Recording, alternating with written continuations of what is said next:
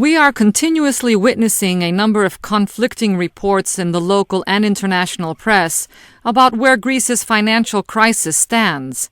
On the one hand, we have investors warning that Greece must now seek financial aid from the European Union and the International Monetary Fund in order to rescue its finances, as they believe the current strategy of borrowing its way out of trouble is unfeasible because of record-high interest rates. On the other hand, however, we have France and Italy saying that Eurozone authorities stand ready to help debt-stricken Greece whenever necessary. We have Germany saying that it saw no reason to doubt that Greece could refinance its debts. And we also have the head of the European Central Bank, Jean-Claude Trichet, saying that default is not an issue for Greece. To help put things into perspective, we have financial analyst Max Keiser joining us on the line. Mr. Keiser, thank you for joining us. Sure, Helen. What is going on? Well, going back to what I've been saying for the past few weeks, pretty much what I expected would happen has happened. In other words, a few weeks ago, when the IMF was brought into the equation, they were brought in as a junior partner. And then now, because the bond market is collapsing in Greece, people are going to defer to the IMF to run the whole bailout so-called package. And this is what I feared would happen. It looks like it definitely is happening, and it's not something that the Greek people would want because the IMF is not going to be representing them. The IMF doesn't represent them. The Greek government is supposed to represent the Greek people, and yet the Greek government, as I feared, is simply going to defer to the IMF, and that they've shirked their responsibility as representatives of the people. Now, you have said effectively that the Greek economy is in the clutches of the speculators, and you've also said that the IMF is already in Greece. The only thing left now is the paperwork. Why is the European Union allowing IMF intervention? Well, it's a big game that's played between Germany, the European Central Bank, and the International Monetary Fund, and the bankers on Wall Street and the bankers in the City of London. Now, the Federal Reserve Bank and the banks on Wall Street never liked the idea of a European Central Bank and the euro because it created a competitive world reserve currency to the dollar. So they're using Greece, really, to put it in poetic terms, really as the Achilles heel, as a way for the IMF and the Federal Reserve Bank and the Wall Street bankers to destabilize the European Central Bank, to discredit Trichet, and to take more of a controlling interest in what happens with the euro, because the banks on Wall Street and the IMF do not want an independent euro competing with the dollar for world reserve currency status. And they're using the Greek collapse they manufactured, by the way, that they created, going all the way back to the year 2000. If you remember, Goldman Sachs sold Greece on a package of accounting fraud that set up the whole controlled demolition, as I think of it, from going back to the year 2000. But that's the interest. Greece is being caught up in a power struggle between the European Central Bank and the Federal Reserve Bank in Washington and the Bank of England in the UK. Now, what do you see happening during the next month?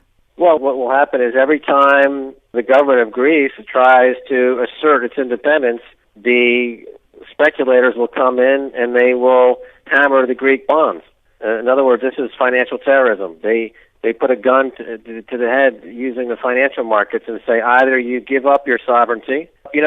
Part of the deal back in 2000 and going forward from 2000 already, Greece has given up its lottery business to Goldman Sachs. It's given up the airport taxes.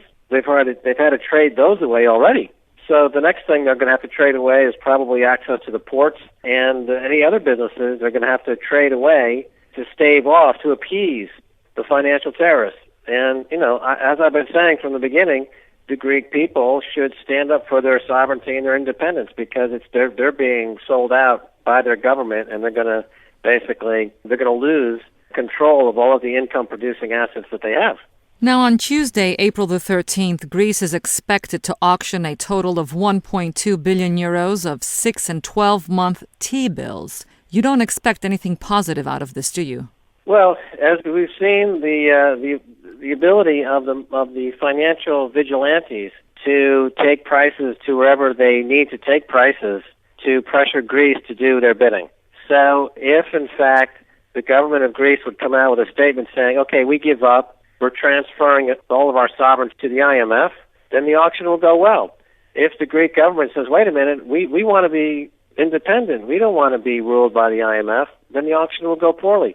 The prices of the auction have nothing to do with market forces. The prices at the auction are 100% contingent on political forces. This is not a free market. This is a political market being controlled by political operatives who are using markets to impose an economic and political dictatorship. On your site, maxkeiser.com, I saw something about a no-pay movement. What is this all about? Well, the no-pay movement, and this was an excellent article by Matt Taibbi in the Rolling Stone magazine, all over the world people are realizing that the debts that they're being asked to pay were fraudulently constructed to begin with.